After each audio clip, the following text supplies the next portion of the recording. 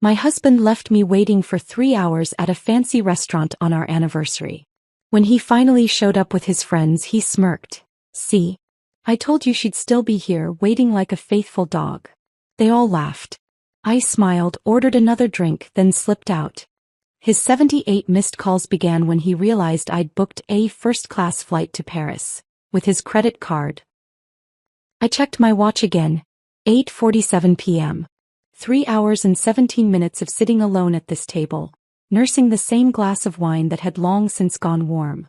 The waitstaff's pitying glances had evolved from professional concern to something worse. Genuine sympathy. "Would you like another breadbasket, Mrs. Collins?" The server, Kevin, approached with carefully crafted cheerfulness. This was his 4th time asking if I needed anything, each visit growing increasingly uncomfortable for us both. "No thank you. I'm sure my husband will be here any minute." The words fell from my lips automatically, the same script I'd recited all evening.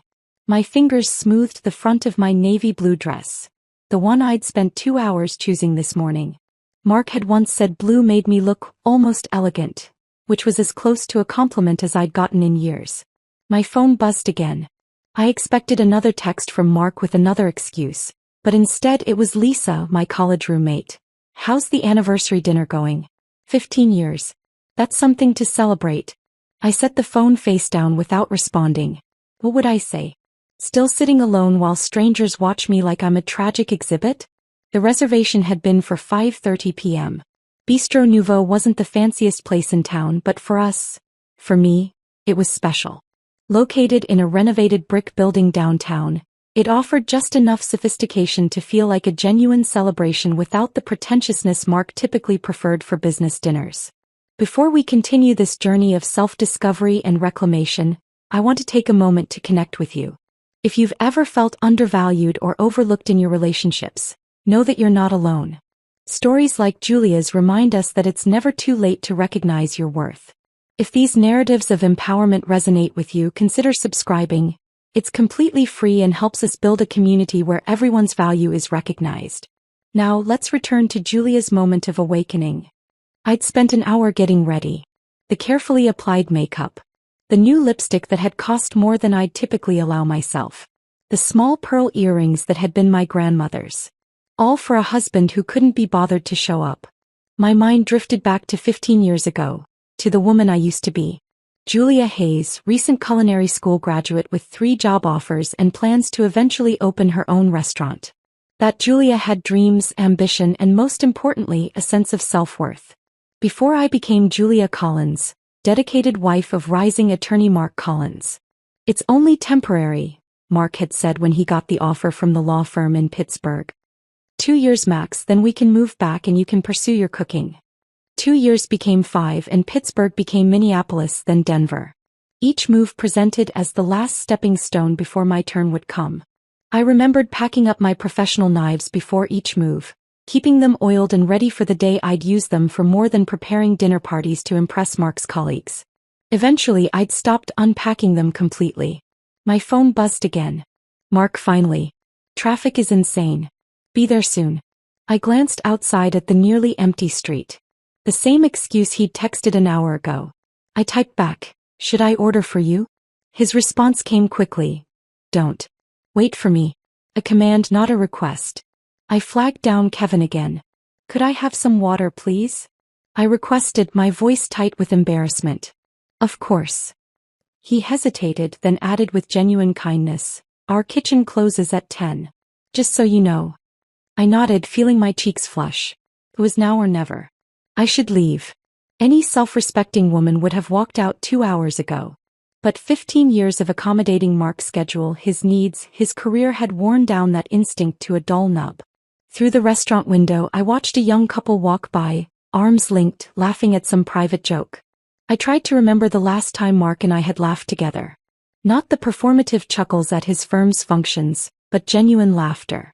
Nothing came to mind. The couple disappeared from view, and I was left staring at my reflection in the darkened window. I barely recognized myself. My phone rang. Mark again. "Hello." I answered, trying to keep the hurt from my voice. "Julia got held up at the office. Johnson case is a mess." His voice had the clipped, distracted tone I knew all too well. Another 30 minutes, tops. The kitchen closes at 10, I said softly. I've been here since 5:30, Mark. A sigh on the other end. You're making this about you again. This case could make partner for me. It's our anniversary, I reminded him. I know what day it is, Julia, he snapped. Why do you think I made the reservation? A reservation he'd asked me to make 3 days ago, though he'd take credit for it now. I swallowed the correction. Just wait. I'll be there. He hung up without saying goodbye. An older couple at a nearby table was paying their bill. They'd arrived an hour after me, enjoyed a full meal together, and were now leaving. The woman caught my eye and gave me a small smile, another look of pity to add to my collection. I pulled out my compact mirror, checking my appearance. The careful makeup was still intact, but my eyes showed the strain of maintaining the facade. When had I become this person? This doormat? This faithful dog always waiting? Kevin approached again, this time with the manager, a woman in her 50s with kind eyes. Mrs. Collins, the manager began gently, we're approaching our kitchen closure. Would you like to order something? We can prepare it quickly. The humiliation burned in my chest. My husband is on his way. Just another 30 minutes. She nodded, but the look she exchanged with Kevin said it all. They'd seen this before. Women waiting for men who might never arrive, making excuses for them, shrinking themselves. I took a long sip of water, remembering the day I'd turned down the sous chef position at Bellini's in Chicago to help Mark prepare for the bar exam. Once I'm established, you can cook wherever you want, he'd promised. A promise that evaporated like morning dew once he passed. The restaurant had emptied considerably. Only 3 other tables remained occupied. My phone buzzed with another text from Lisa. Everything okay? I looked around at the vacant chairs, the table set for 2 with one setting untouched, and the truth hit me with sudden clarity. Nothing about this was okay. Nothing about the last 15 years had been okay. I checked my watch one final time. 9:21 p.m. 3 hours and 51 minutes of waiting. And for what? The restaurant door swung open, sending a cool draft across my bare shoulders. Mark's voice carried first, that confident baritone that commanded courtrooms and dinner parties alike. Then came the laughter, multiple voices, not just his. My stomach dropped. Mark strode in, not alone but flanked by 3 people I recognized immediately. Daniel from corporate law, Rebecca from litigation, and Thomas, a senior partner. All still in their office attire, not a hint of rush or concern on their faces. They'd never been stuck in traffic. They'd never been coming from the office. They'd been at Maxwell's bar, the attorney hangout 2 blocks away. Kevin, my faithful server, shot me a look of confusion as Mark approached with his entourage. I straightened my posture instinctively, trained by years of performing the role of the perfect attorney's wife. I even managed a smile, the muscles in my face moving automatically while my heart cracked beneath the surface. Well, gentlemen and Rebecca, Mark announced as they reached my table, his voice carrying just enough to draw attention from nearby diners. He gestured toward me with a sweeping hand motion, his gold cufflinks catching the light. See? I told you she'd still be here, waiting like a faithful dog. The words struck me like a physical blow. My smile froze in place. They laughed, all of them. Rebecca's delicate hand covering her mouth, Thomas's deep chuckle, Daniel's snicker. These people had eaten my homemade coq au vin at our dinner parties. I'd listened to Rebecca cry about her divorce in my guest bathroom. Thomas had brought his children to our 4th of July barbecue where I'd spent hours preparing food everyone raved about. For hours, Daniel said, checking his watch. You win, Mark. Drinks are on me next time. A bet. They'd made a bet about whether I would wait. Told you, Mark replied, loosening his tie as he took the seat across from me. The others remained standing, still smirking. Julia understands the demands of a successful law career. Don't you, honey? His eyes held no apology, no shame, only smug satisfaction. This wasn't a man running late. This was a man making a point. Would you like to order drinks? Kevin appeared, his professional smile strained as he assessed the situation. We've actually already had quite a few, Thomas chuckled, patting his substantial belly. Just stopped by to say hello to the lovely Mrs. Collins here. And to see if she'd really wait all night, Rebecca added, not even attempting to lower her voice. I noticed a young couple at a nearby table exchange uncomfortable glances. At least some people recognized the cruelty unfolding. My husband and his colleagues didn't seem to register, or care about, the audience to my humiliation. "I'll have another glass of wine," I said to Kevin, my voice coming out steadier than I expected. "The Cabernet, please." "Make it the bottle," Mark corrected. "We're celebrating 15 years of marital bliss." His hand reached across to pat mine in a gesture that probably looked affectionate to outsiders but felt possessive, triumphant. Kevin nodded and retreated, throwing me another sympathetic glance. "I should head out," Thomas said, checking his phone. "Cynthia's waiting. Congratulations on the anniversary, you two. Mark, see you at the Johnson deposition tomorrow." Rebecca and Daniel also made their excuses, offering congratulations that rang hollow after their participation in my public humiliation. As they left, Mark settled into his chair more comfortably, as if the evening were just beginning. "You should have ordered," he said, picking up the menu. "Kitchen's probably closing soon." "Why did you do that?" I asked quietly. "Do what?" His eyes didn't leave the menu. "Bring your colleagues here. Make a bet about whether I'd wait." He looked up then, mild annoyance crossing his features. "It was just a joke, Julia. Don't be so sensitive. Besides, it's good for them to see what a supportive wife I have." Thomas's wife would have left after 30 minutes. He said this as if I should feel proud. Kevin returned with the wine and took Mark's order with professional detachment. When he turned to me, I simply said, "Nothing for me, thank you." "You're not eating?" Mark frowned. "I've lost my appetite." 4 hours of anxiety and humiliation had ensured that. "Suit yourself." He shrugged, turning his attention to his phone. I watched him, this man I'd given 15 years to, and felt something shift inside me. The restaurant's ambient noise seemed to fade as clarity washed over me. I wasn't angry, I was awake. "I need to use the restroom," I said, rising from my seat. Mark barely glanced up, already absorbed in his emails. In the privacy of the bathroom's single stall, I leaned against the door and took my first deep breath in hours. My reflection in the mirror showed a woman I barely recognized, poised, put together, and completely hollow. I pulled out my phone and opened the rideshare app, my fingers moving with newfound determination. A car could be here in 3 minutes. Next, I checked my banking app. Our joint account showed Mark's recent bar tab at Maxwell's. $147.82 for office drinks. My separate credit card was linked to his premium account, the one he'd insisted I keep for emergencies. I'd rarely used it. He'll know. With trembling fingers, I pulled up the airline app. One first-class ticket to Paris. Available on the midnight flight. The cost made me hesitate for only a moment before I pressed confirm. I thought of the small box of professional chef knives, still packed from our last move. The culinary dreams I'd deferred. The restaurants in Paris I'd read about in stolen moments, imagining flavors I longed to experience. The confirmation came through, Seat 3A.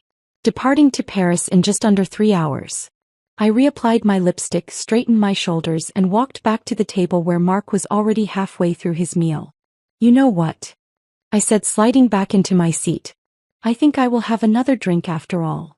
The whiplash of emotions hit me as the plane touched down at Charles de Gaulle Airport. Exhaustion from the overnight flight battled with adrenaline. I'd done it. I'd actually left. My phone, which I'd switched to airplane mode after the 20th call from Mark, now buzzed incessantly as messages flooded in. 47 missed calls. 78 text messages. I scrolled through them, watching the progression from confusion to anger to panic. "Where are you? Answer your phone now. The credit card company called about fraud." "What did you do?" "Julia, this isn't funny anymore. Your parents are worried sick. I had to call them. Please just let me know you're safe. I'm sorry about last night. It was just a joke. Whatever point you're trying to make, you've made it. Come home. I've called the police." The last one gave me pause. Would the police actually look for me? I was an adult who had chosen to travel. I wasn't missing, I was leaving. I sent one text to my sister Claire. "I'm safe. We'll explain later. Don't worry. Please don't tell Mark anything." Then powered off my phone completely. Stepping outside the airport into the crisp Parisian morning, I felt both terrified and strangely free. I had only my hastily packed carry-on, A change of clothes, basic toiletries, my passport and wallet. No plan beyond escape. The taxi driver spoke little English, but hotel was universal enough. Somewhere not too expensive, I added, unsure if he understood. Near good food. He nodded and pulled away from the curb. Through the window, Paris unfolded. Not the postcard version, but the real, breathing city waking up for the day. Street sweepers clearing sidewalks. Bakers carrying trays. Early commuters hurrying to metros. We arrived at a narrow street in what I'd later learn was the 11th arrondissement. The hotel cuisine was small, its blue awning faded but charming. Not a tourist trap, but a place where actual Parisians might recommend to visiting friends. Bonjour, I attempted at the front desk, my French pronunciation embarrassingly American. Good morning, replied the concierge in perfect English, his smile kind. Welcome to Hotel Cuisine.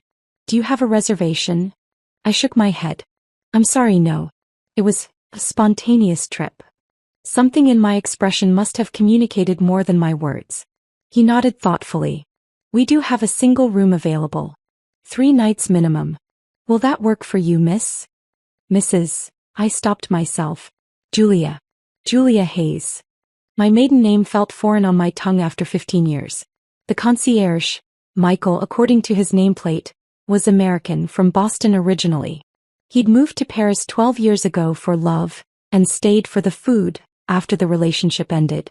As he processed my credit card, he offered suggestions for nearby cafes and walking routes, marking them on a small map. The best place for your first proper French coffee is just around the corner, he said, circling a spot. Café Artiste. Tell Marie that Michael sent you. The room was tiny but immaculate. A single bed, small writing desk, and window overlooking a courtyard where herbs grew in organized rows. I showered away the flight, changed clothes, and ventured out before I could second-guess myself. Café Artiste was buzzing with morning activity. I ordered un café au vous plate, and took a small table by the window, watching Parisians go about their Wednesday morning. The coffee arrived, dark and perfect, alongside a tiny pastry I hadn't ordered. Compliments of the house for new faces, explained the server in accented English. I bit into the pastry, buttery layers giving way to almond cream, and nearly cried at the perfection. This was why I'd once wanted to cook professionally, to create moments like this. Julia? Julia Hayes. I turned to find a woman staring at me in disbelief. Blonde bob, sharp cheekbones, chef's pants beneath a leather jacket. Elise. I barely recognized my culinary school classmate under her newer, sophisticated appearance. Gone was the girl with wild curls and perpetually stained apron. Elise Martineau? It's Elise Durant now, but yes. She embraced me, European-style kisses on both cheeks. What are you doing in Paris? Last I heard you were married to some hotshot lawyer in Denver. It's complicated, I managed. Are you working here in Paris? Sous chef at Ambrose, just down the street. She named a restaurant I'd read about in culinary magazines. Been here 6 years now. But you? I thought you gave up cooking when you got married. I did. Elise slid into the chair across from me. Such a waste. You were the most talented in our class. Her eyes narrowed. I never understood why you turned down that position at Rendezvous in Chicago. That was your dream job. I blinked. I never got an offer from Rendezvous. Elise's expression shifted from confusion to concern. Yes, you did. Chef Martin told me himself he offered you the sous chef position. He was shocked when you declined. I never declined anything because I never got an offer. My hands tightened around my coffee cup. Chef Martin called you about me? He called several of us. He was putting together his dream team, wanted recommendations. I told him you were the best choice. He paused, studying my face. Julia, he said your husband called back to decline for you. Said you decided to focus on family. Family. The word sliced through me. We tried for children early in our marriage, facing disappointment after disappointment until Mark declared it wasn't meant to be, and threw himself even more completely into his career. That's impossible, I whispered, but even as I said it, I knew it was exactly what Mark would do. There were other inquiries about you too, Elise continued carefully. Over the years, your name would come up and then suddenly the interest would disappear. A cold realization spread through me. How many opportunities had been intercepted? How many paths redirected without my knowledge? I need to use your phone, I said suddenly. Please. Elise handed me her phone without hesitation. I typed in a name I hadn't searched in years. Chef Anton Beaumont. My culinary instructor, mentor, and the man who had once told me I had hands that understand food. His website appeared immediately, displaying upcoming events. My heart nearly stopped when I saw it. Classic French Techniques Workshop, Paris, April 15th to 20th. That was tomorrow. Elise, do you know if Chef Beaumont's workshop still has openings? She smiled. He's an old friend. I'm assisting with the workshop. I can get you in. 24 hours later, I stood in a professional kitchen at Le Cordon Bleu, chopping shallots with practiced precision as Chef Beaumont circulated among the 12 participants. He had embraced me with genuine delight when Elise introduced us, not a hint of judgment in his eyes when I explained my extended absence from professional cooking. The hands remember what the mind forgets, he said, watching me work. Your technique is still beautiful, Julia. Over lunch break, Elise introduced me to Martine Fournier, a food writer for Civa's digital division, and Philippe Renaud, who owned 3 bistros in Paris. They asked questions about American food trends, genuinely interested in my perspective despite my years away from the industry. You have a distinctive way of describing flavor, Martine noted after I explained a dish. Very precise, very evocative. Do you write about food? I shook my head. Not professionally. You should. She handed me her card. Send me something. That evening I finally called my sister from the hotel phone. Claire answered on the first ring, her voice tense. Julia? Is that you? It's me. I'm in Paris. A long pause. Paris? What happened? Mark's been calling everyone. He says you're having some kind of breakdown. Did you believe him? Another pause. No. But I didn't know what to believe.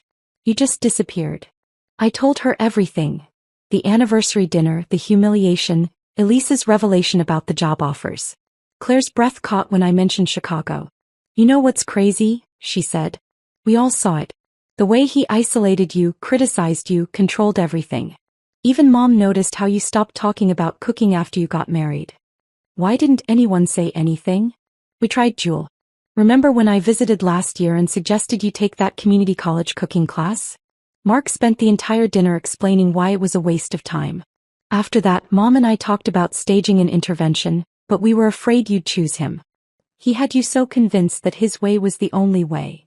I closed my eyes, remembering how defensive I'd been whenever anyone questioned Mark's decisions. What are you going to do now? Claire asked. I don't know. But I'm not coming back.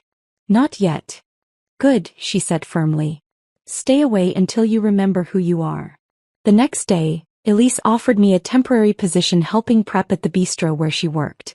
Nothing fancy, she cautioned. Mostly chopping vegetables and making basic sauces. But it's a start. It was more than a start. It was resurrection. With each precisely diced carrot and each perfectly executed sauce, I felt pieces of myself returning. The heat of the kitchen, the synchronized dance of the staff, the satisfaction of sending out beautiful food.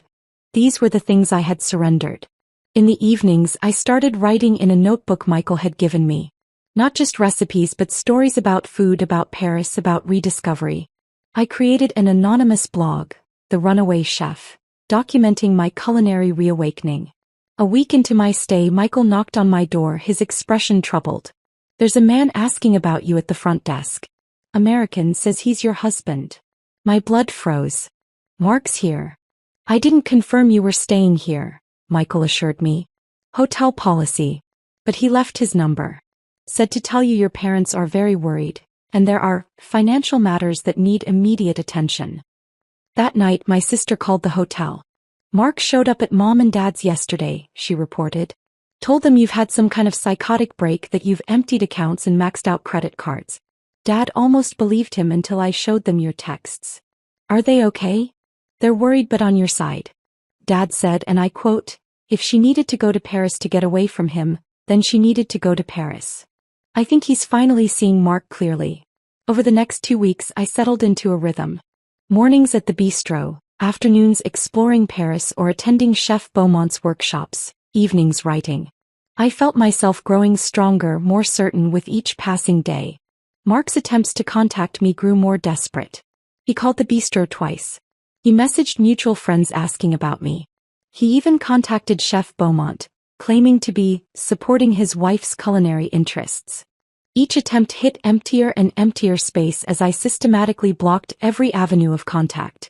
I updated my blog daily, pouring my thoughts and experiences into it, describing the perfect croissant I'd discovered at a tiny bakery, the knife skills I was relearning, the way sunlight hit the Seine in early morning. 3 weeks after my arrival, Martine Fournier appeared at the bistro during my shift. "I've been reading your blog," she said, sliding onto a bar stool. "Elise told me it was yours." My face warmed. "It's just something I've been doing for myself." "It's excellent. Your piece about the sensory memory of your grandmother's kitchen made me call my own mother." She placed her business card on the counter. "Saveur is expanding its digital presence in Europe. We need someone who understands both American and French food perspectives. Someone who can develop recipes and write about them with passion and precision."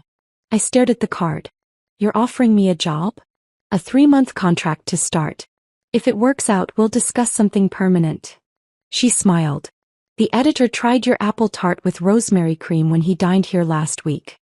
He said it was the most interesting dessert he's had all year." The head chef had allowed me to create a special dessert for the weekend menu. I hadn't realized anyone important had tried it. "This isn't charity," Martine added, seeing my hesitation.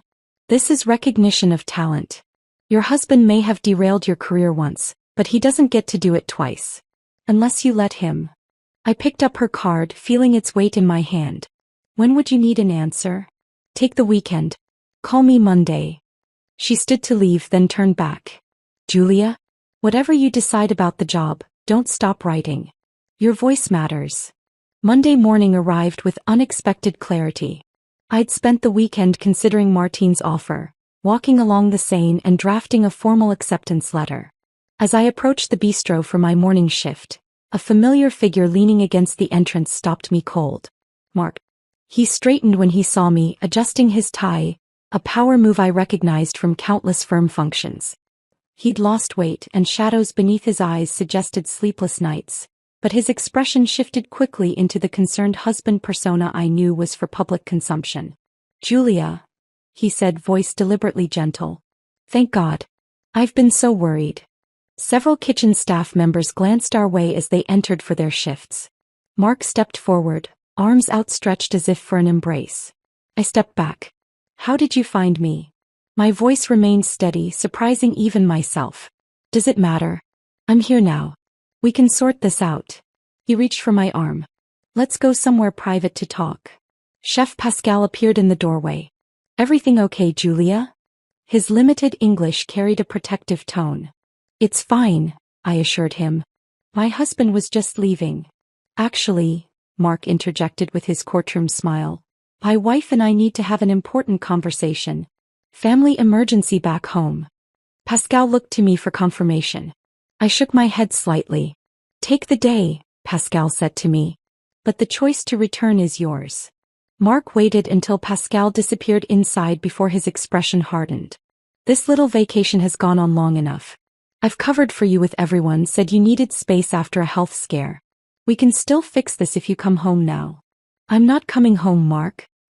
He glanced around the street, then guided me toward a small park across the way, his hand firmly on my elbow. Once seated on a bench, his facade cracked completely. "Do you have any idea what you've done? The credit card company is investigating fraud. The firm is asking questions. Your parents think I've driven you to some kind of breakdown." His voice rose with each sentence. "And now I find you playing chef in some second-rate bistro? This is beneath you, Julia." "No," I said quietly. "What was beneath me was waiting alone at that restaurant table. What was beneath me was letting you sabotage my career opportunities without my knowledge." His expression flickered. "What are you talking about?" From my bag, I withdrew a folder containing printed emails, communications I'd gathered over the past month from Chef Martin at Rendezvous, from a catering company in Denver that had tried to recruit me, from a cooking school in Minneapolis. All confirming the same pattern. Inquiries about my availability followed by declinations they'd received, supposedly from me. You had no right, I said, keeping my voice level as he scanned the papers. Those were my opportunities. My choices to make. I was protecting you from disappointment, he countered, but his confidence wavered. You weren't ready for those positions. I knew what was best. No, you knew what was best for you. A wife without a demanding career. Someone always available to host your dinner parties and attend your firm events. His jaw tightened. I supported you. Gave you a beautiful home, financial security. A cage isn't beautiful just because it's expensive, Mark. A young couple walked by, glancing curiously at our tense conversation. Mark lowered his voice. This little rebellion ends now. Rebecca saw your food blog. Thomas knows you're in Paris. How do you think it looks for me that my wife ran off to play Julia Child while I'm being considered for partner? I hadn't realized my blog had reached his colleagues. A small, satisfied smile tugged at my lips. That wasn't intentional, but I'm not sorry. They should know who you really are. His face flushed. Is that what this is? Some calculated revenge plot?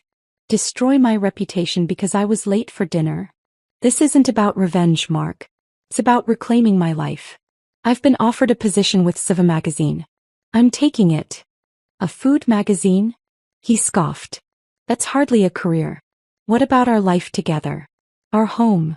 I've spoken with a lawyer. The divorce papers will arrive next week. I hadn't actually done this yet, but the look of shock on his face was worth the premature announcement. You can't be serious. Panic etched into his voice. We can work through this. Couples therapy. A fresh start somewhere new. Like Chicago? I said pointedly. Where I was offered my dream job. He flinched. That was years ago.